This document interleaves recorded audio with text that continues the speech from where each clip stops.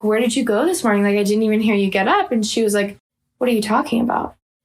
I didn't come back last night.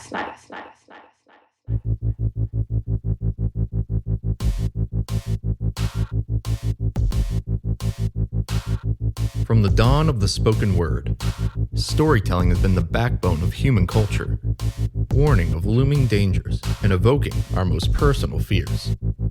What you're about to hear are the real-life experiences of everyday people, brave enough to share their terrifying tales. Tales where the horror hits close to home. I'm your host, Danny. Welcome to the Hometown Horrors Podcast. Listen if you dare.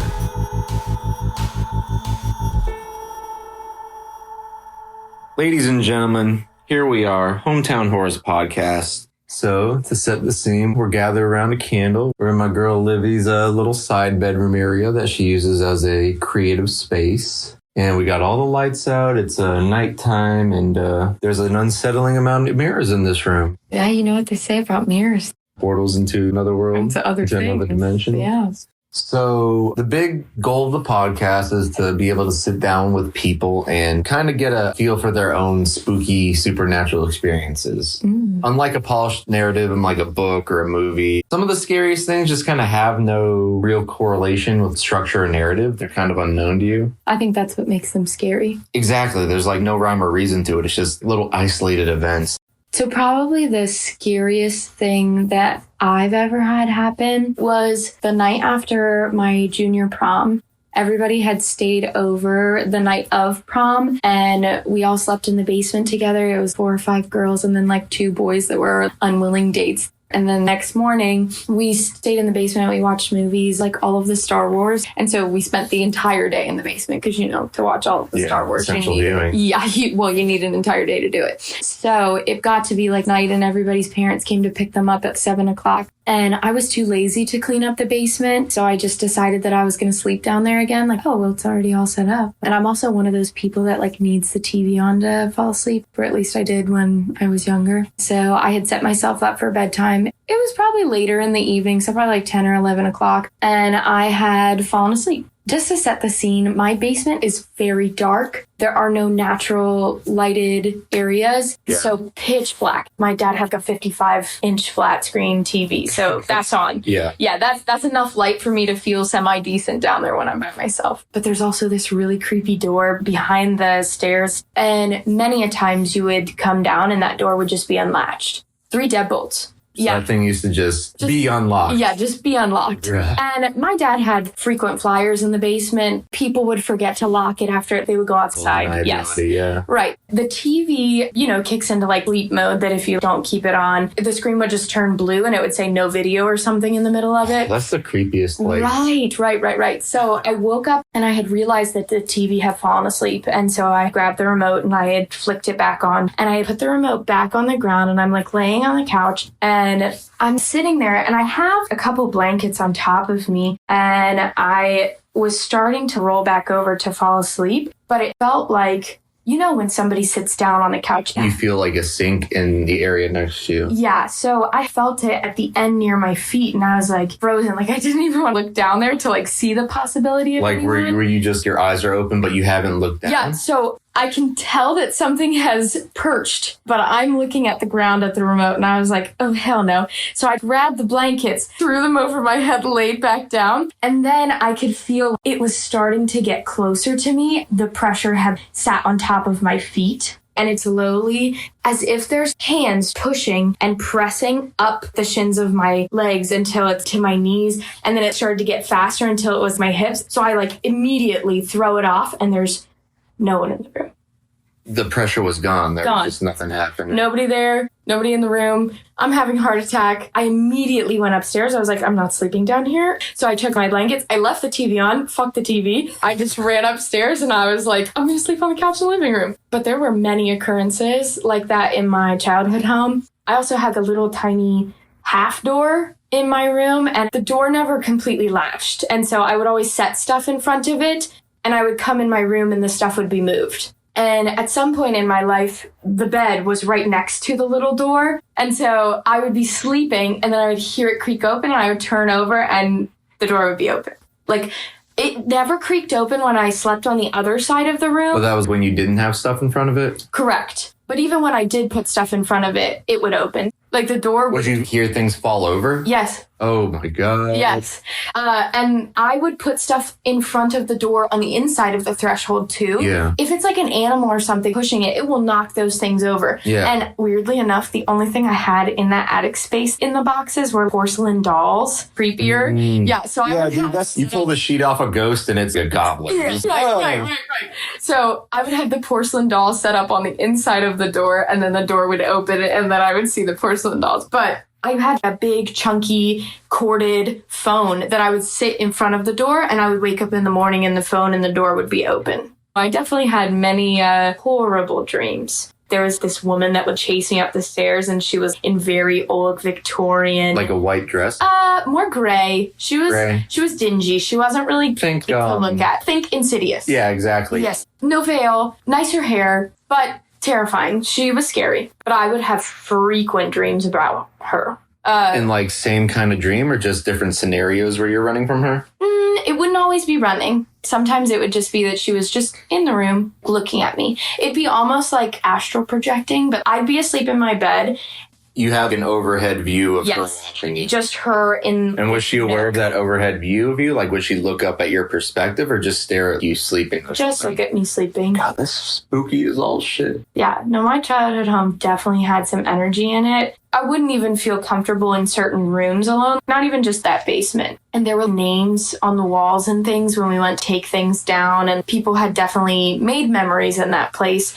But it was like names as in like heights? Or? No, just like they had painted their names on the wall. Oh, yeah. Not pretty font painted. We used to live here, so we'll write our names on the wall. And this was in Hagerstown, Maryland? Yeah. And the floor, before we remodeled, was just a cement slab that had weird blotches of spilled paint. It's almost as if the gray cement that they had put on it started to peel up and revealed the red floor below it. And the walls were all paneled down there. Yeah, the way you describe the layout of that house, you can tell it's something that's, I don't know, like 100 years old, but... I mean, maybe 100 years old, but used to be 5 rooms, and we took all the walls out and made it 1 room because it made no sense as 5 different rooms. Yeah. It was almost like a halfway house. Like, it was like divided up into bedrooms. I mean, that would make a lot of sense just because a lot of people would have been coming in and out. Right. It was very... It'd be interesting to look at what the history of your house is. I don't know how you'd be able to look that up. Maybe that's better kept buried. Yeah, you can do that, but I'm not going to do that because if I ever figure out that she's real... I think it's more fun to try and find a plausible explanation. Sure. But there are times when you lift the veil and, oh shit. Yeah, what? This should not line up as well. So last summer, I actually went to Gettysburg and we did ghost hunting, different houses along like the battlefield. Yeah. And so we were in like a 1-room schoolhouse. I forget the name of it, but it's the only 1-room schoolhouse that used to exist. But if you sang songs in the room, you could hear like children laughing, or that's what they had. See, that's the scariest shit is disembodied children laughing. Yeah. So we partnered up with a girl and her husband, and I instantly, when I met her, I knew that we were like kindred spirits. And she even said that. She was like, I don't know why, but I feel like we've got like past life connections. And I was like, girl, trust me, I was feeling the same thing. And at some point we had split up because she was like, well, I'm just going to go see what I can get. And my friend Patty and I were doing... Get as in like just some kind of we all connection? Around recorders and stuff. And so we were supposed to ask questions and figure out if there was anything there. And we got some really good stuff. Like, I have a video of all the stuff we got. They recorded it and just sent like us little all voices were like, hey, or... Well, beyond that, I at some point had the dowel rods. And not that you can't manipulate those, but I was not there for that kind of experience. And obviously, if there was like, hey,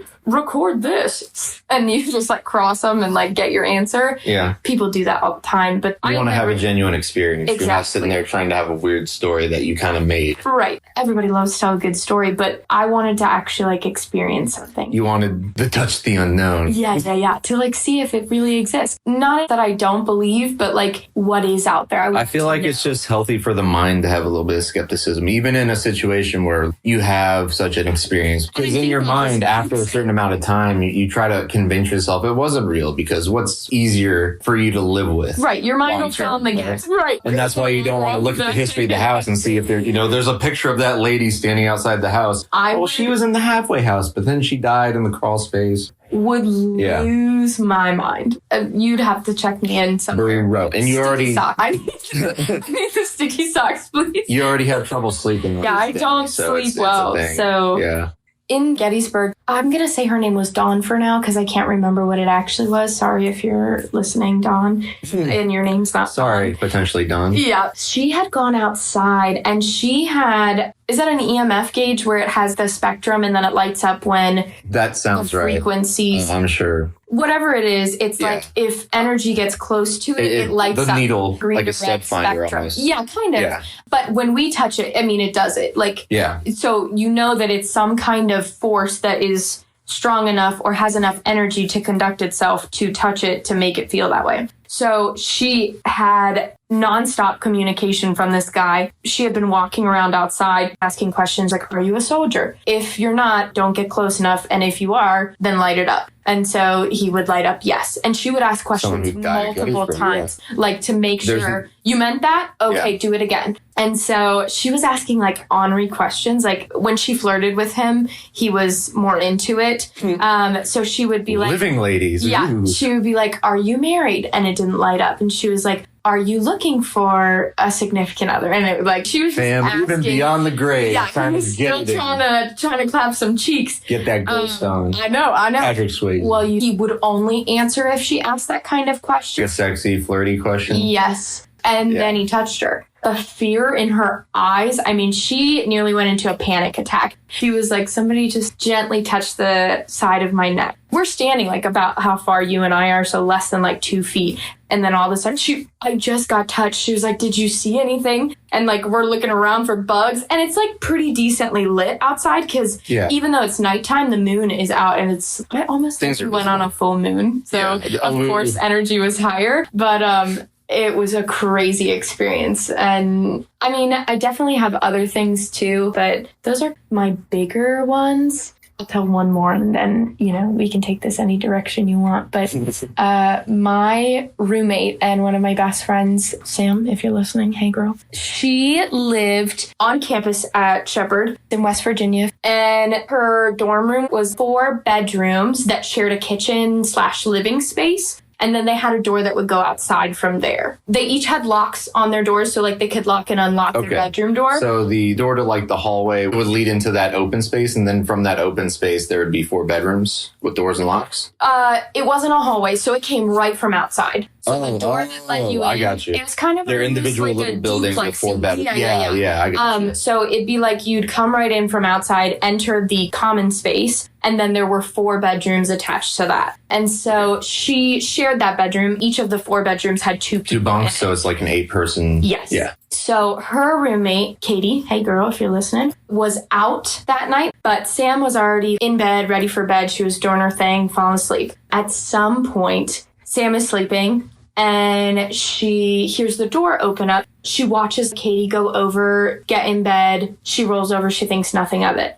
The next morning, she wakes up and Katie's not in the bed. And she was like, oh, I guess she's out making breakfast. And so she goes out in the common space and Katie isn't out there. So she checked her phone, nothing going on there. And I guess an hour or 2 later, Katie comes back and she was like, hey, where did you go this morning? I didn't even hear you get up. And she was like, what are you talking about?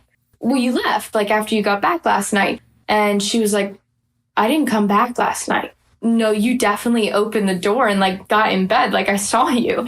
And Katie was like, no, I did not. So Sam definitely saw something that walked across her room and got into her roommate's bed. I mean, Sam tells it better than I do, but the first time Sam told me that story, I made Sam sleep with me that night because I was like, nope. We're not, nope. And we had all the lights on and I just didn't even care because I was so scared Feeling of the it. vibe too. Oh my gosh. I mean, I had goosebumps. My whole body was shaking. Oh, no. I was terrified. I was like, Sam, what the hell did you do? She was like, what was I going to do? She was like, it was already too late. I would have moved, changed states, changed names, to go back into the same room where you just watched a full body apparition, if that's what you want to call it. I mean, get into. It could have been anything. It could have been a ghost. It could have been a person at the college. It's literally, creepy. yeah. It's regardless. unsettling. Yeah. And I mean, best case scenario is just some drunk guy or girl, and it's just oh, this ain't. But you have to have a key. Yeah. That's what I'm saying. You have to have not 1, but 2 keys because you have to get in from the outside world, one key. And then there's a separate key to get into the door itself. Yeah. To the room, yeah. That's 2 keys you have to have. Oh, God. Like, the more you think about it, the more you don't want to think about it. Yeah, because how would you do that unless you had Katie's keys? You've told the story to me before, but I vaguely remember you saying the door to the room was at the end of Sam's bed, and the figure stopped at the foot of Sam's bed and looked at her before going out. Yeah, so... Dude. Yeah, like, Sam's feet are next to the door. Door opens up. Creature, let's just call it Creature for Anonymous. now. Anon walks through. Whoever it is, stands at the foot of the bed, checks on Sam, then goes and gets in Katie's bed. And Sam's like, oh, nothing. It's just Katie. Rolls back over. No one's there the next morning. And the door's still locked. Nah, dude. Big nah on that. Yeah, I know. That's why I said, Sam, we're sleeping together tonight. I made her do that a couple of times. I just, in general, get horrible dreams. And I get sleep paralysis a lot. So there are nights that I just don't like to be alone. That's for sure. Yeah. Because I also am kind of the theory or thought that, yes, multiverse, just like in the Spider-Man, you know, like you can talk to your other versions of your... Yeah, like sometimes there's like an overlap where maybe there's communication or you just see or feel something that might have happened to another version of you. I feel often that there's communication in the dreams that are given to me. Like sometimes if I like wake up after the dream and I'm like singing a song in my head, that there's some kind of meaning. Like I didn't go to bed singing that and then wake up with it. I haven't thought of that song in months. And now I've woken up to it being played in my head. That'll happen for moods too. If you had a really strong mood in the dream, sometimes you'll just live out the day with that. Oh, absolutely. Whether it was good, bad, or just strange or...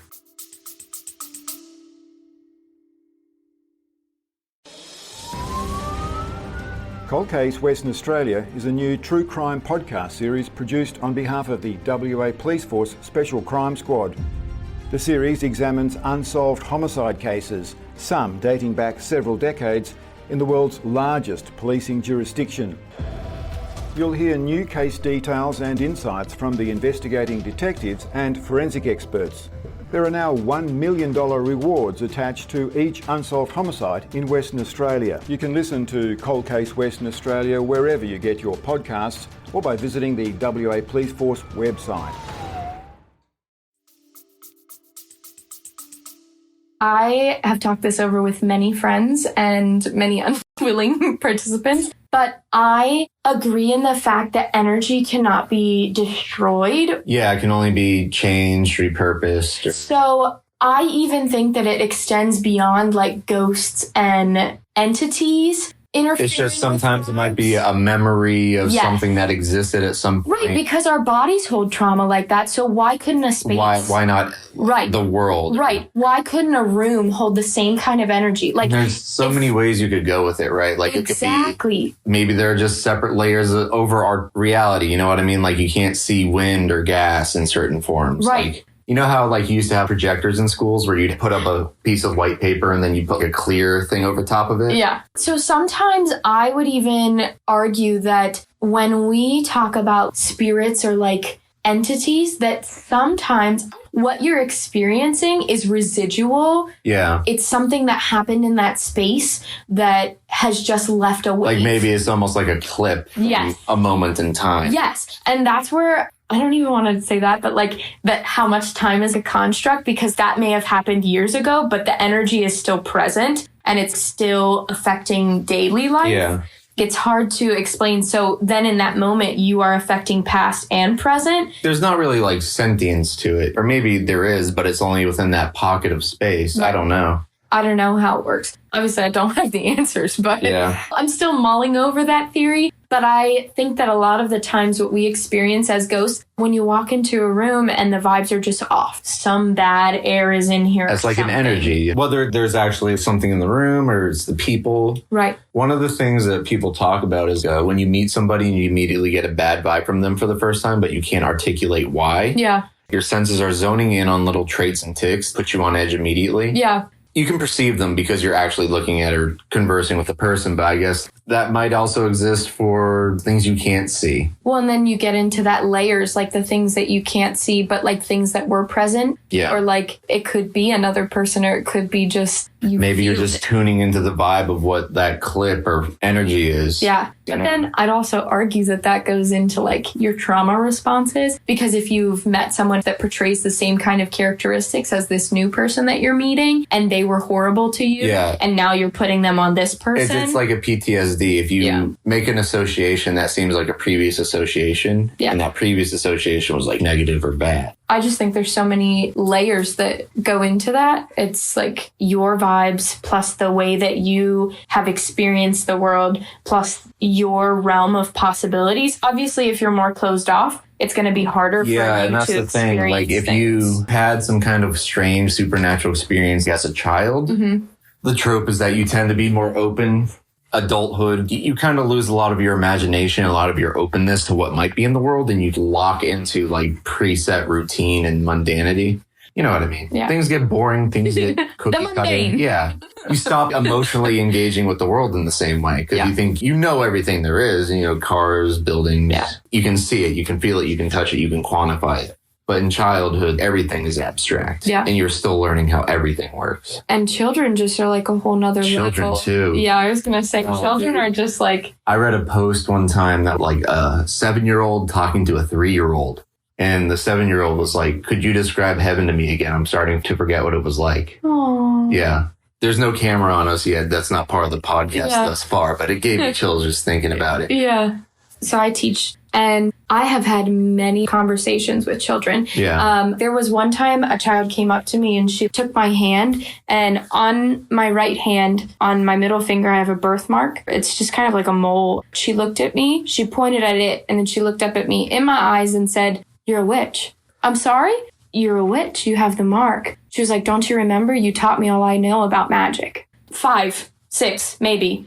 Do you know what you're doing? You're teaching in multiple lives. I said, "I'm sorry, what?" You mean music? Yeah, you meant music, not magic. Music is magic. Sure, transcends all languages. And that's not the first time. This year, I think kids are just a little closed off lately because of COVID and other things. Yeah, things are weird because you got to imagine like modern convenience has made life a lot easier than it would have been, say, like 100 years ago. But during the pandemic, things were definitely a lot harder than it'd been. Absolutely. But I had a kid even a month ago. I get this one often. I guess kids just perceive me as nurturing. But one kid raised his hand and he said, "Do you have children?" And I said, "Oh, no, I don't have any kids." And this other kid raised his hand and he said, "You used to be a really good mom." I'm sorry, what? Huh?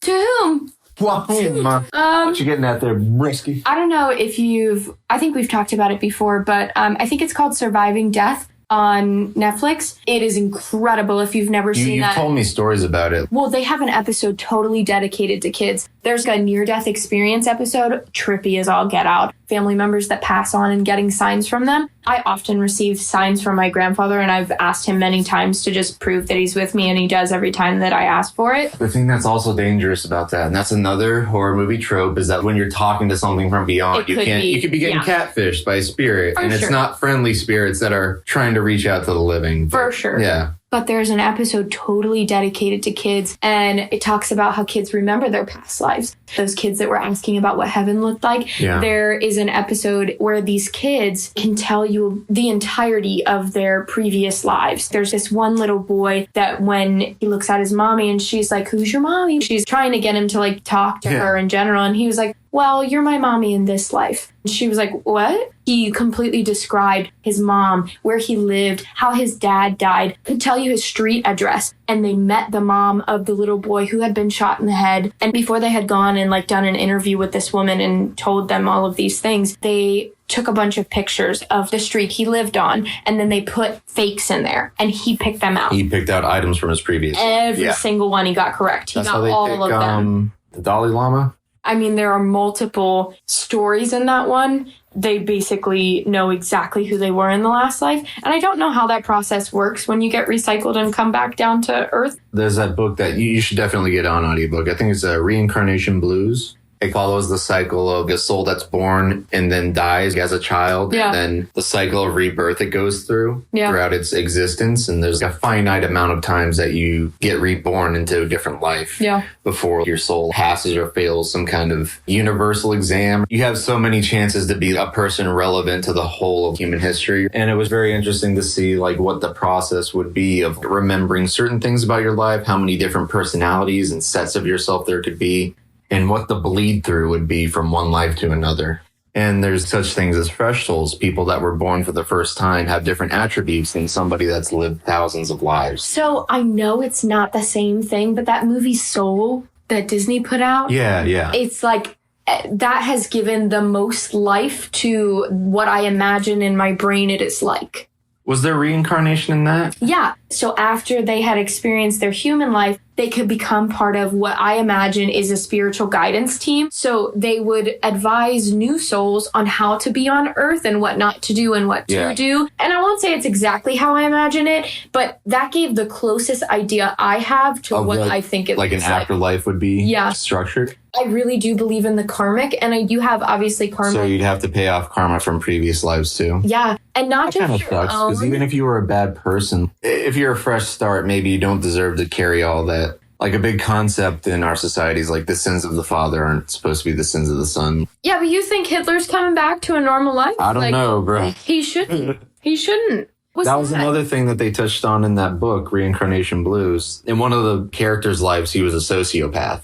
As a kid, he noticed he wasn't feeling regular emotions and feelings. Yeah. And he would go hunting up in the woods with his gun. And then he realized that there was a highway below the woods. And he would shoot at people? Yeah, he was grappling with the thought, like, I know this is wrong. Yeah. It doesn't feel wrong, but there's something pulling me to do it. Yeah. And there was a point where he did shoot into a car and it swerved, and he never found out whether or not it killed somebody. And when he gets back to the little overworld, they have bureaucracy like anyone else. They scold him. If Hitler had lived a perfectly normal life and not done any of the things he did, that would have been a huge achievement for him. Yeah. Because he fought off the urge to do something terrible. Right.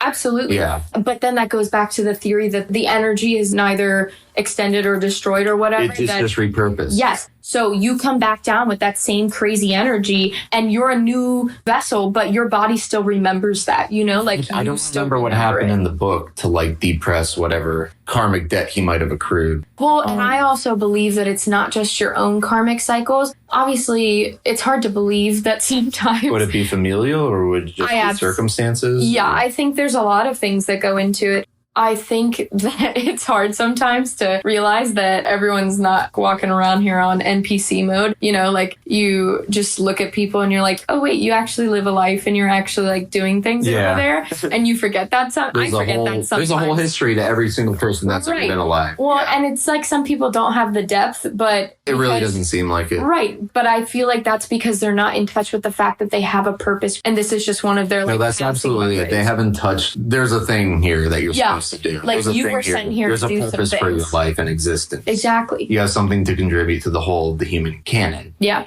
Yeah. I've always felt that in myself, that I've got something that's going to happen from me. Yeah.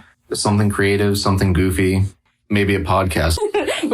But I've also talked to a lot of people that don't feel that they have that. Like the way I described it to somebody once is there's an imaginary gun to my head all the time that's saying, create something, do something, create something, do something. Yeah. And every day I don't, I feel terrible. But then there are other people that are just, every day is just another day. But what if that's just like a past life that was like upset that they did not get to do the things that they wanted to? Like they ran out of time. I didn't do a lot in this life. You still have so much time. You'd hope. We have time. We have time. But what if I'm like Hitler's karmic debt, trying to be kind to everything and everyone in my path? Like, what if I am supposed to be the thing that rights that wrong? So you're telling me I'm dating Hitler's new sexy Hitler? We're going to get canceled. No. Well, I mean, that's an interesting thing. Do you think if people do get reincarnated, it's like right after the moment of death, or there's like a time between? I think it depends. How is your soul refiltered into life? I think it depends. I think some people, especially like when children die, I think that they die because they were meant to be put in another path. Like, I have a friend who lost a child. Senseless loss of life. Maybe Yes. they're meant to be put back into the game at a different But starting. somebody else needed you more. Like, they put you in there because this was going to be one of your filler rounds. But instead, they were like, oh, shoot, now is your time. You really have to go over here. This is who you're going to help. You're going to This is where respawn you're on gonna that battlefield. Exactly. This is where you're going to make the difference we want you to. And I mean, if we're getting into like some really nitty gritty, like the way you die, if there is truly like a plan to the universe overall and there is reincarnation, the way you die really doesn't mean too much, you know, if you're going to just get plugged back in the game in some capacity. But it's brutal and horrific for us. Some people, it is really brutal. I'm not saying death isn't brutal. I'm just saying, like, in the long-term scheme, if you live thousands of lives, yeah, death will suck, but I know, but think about it in a seems sense. the people that are experiencing the death of somebody, like the death of a child or a family member, there's been a lot of that lately, unfortunately, in both of our lives. But I'd even argue again that's still some of your karmic debt. Like, the way that you die has to do with the fact that Hitler was reborn as a puppy, and that puppy got run over, and it's like, well, fuck you, Hitler. I'm not saying that specifically. You never, but that kind of karmic, like, could play a part in it. I don't know. I don't know the inner workings of the web. Charlotte keeps those a secret. And it's really comforting to think that that's the case. A lot of times, especially now, it can seem like everything's just going wrong in the world. But if there is truly like a system of karma overall, that's some kind of comfort that there is someone tending the light. There is something to be said for being a good person and living in a proper way. You'd hope there's some kind of reward or some kind of positivity that comes out of it that carries beyond just your life. Yeah, well, I mean, of course. Beyond your life, even like into lives of your children or future generations. And that's true. Like, if you do positive things while you're alive, other people that are also alive will take that. But you'd hope that, like, if there is some kind of afterlife, or you've heard that Bible's an acronym for basic instructions before leaving Earth. You're at the beginning. You're in the tutorial zone of like this is your manual. A huge existence beyond just this great little flesh reality we're in. Well, yeah, and most people say that this is just to get you to that. The real shit. And I don't know how it could get much more real than this, but yeah, that was another thing in Reincarnation Blues, is there was a true reality. Yeah. How is it true? Do you feel things deeper? Yeah. And how is that possible? Yeah, exactly. Is there like a real reality out there? Or are we just picking actors from a bunch of auditions? Like, what is this? I don't know. We're just floating around. What is the purpose? Maybe there is no purpose. Maybe just on a floating rock in the middle of space. Yeah, like maybe there are just multiple stages of existence. You know, like an ant's life is entirely different from our life.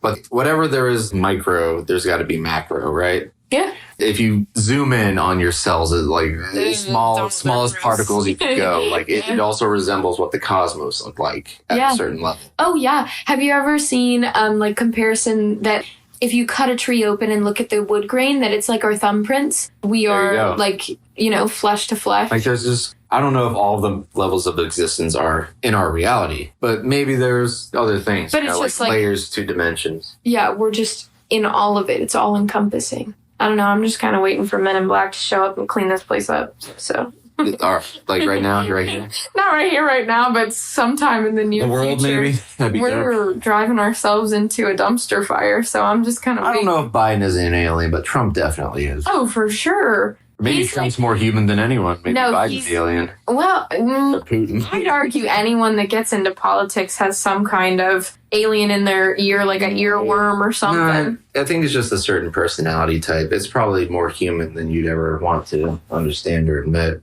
But we're kind of getting to the weeds. Yeah. God exists. We proved it. Podcast number one. But don't disappoint. Yeah. And that is kind of like a fun thing about the supernatural and the spooky. You know what I mean? Like if you can prove there's a soul or if there are demons or ghosts, the opposite would have to be true too. There'd have to be angels. There'd have to be God. There'd have to be an afterlife. That's the refreshing part of if supernatural things do exist, there's more to the universe than you could know. And that's fun. There's something precious in that.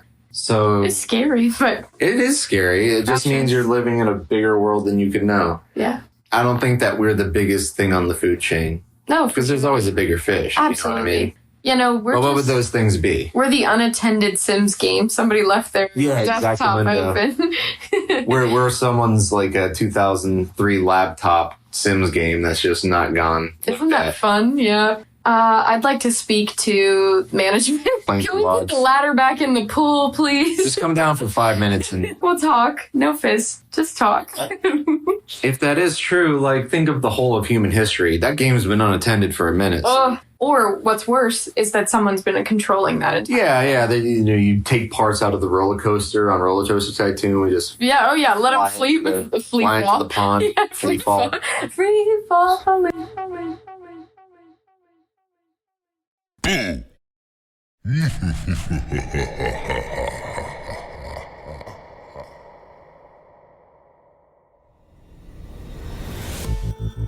Now those were some frightfully fun stories.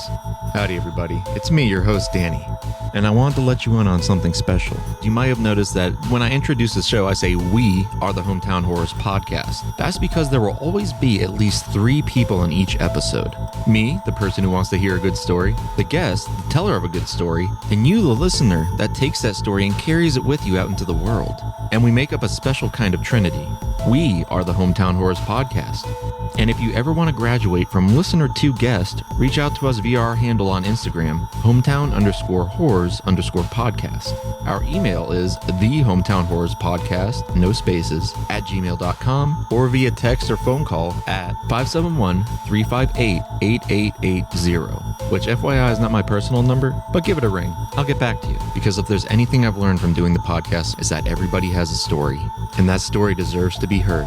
On your number one source for the most spine-tingling, gut-wrenching, insomnia-inducing stories around, the Hometown Horrors Podcast.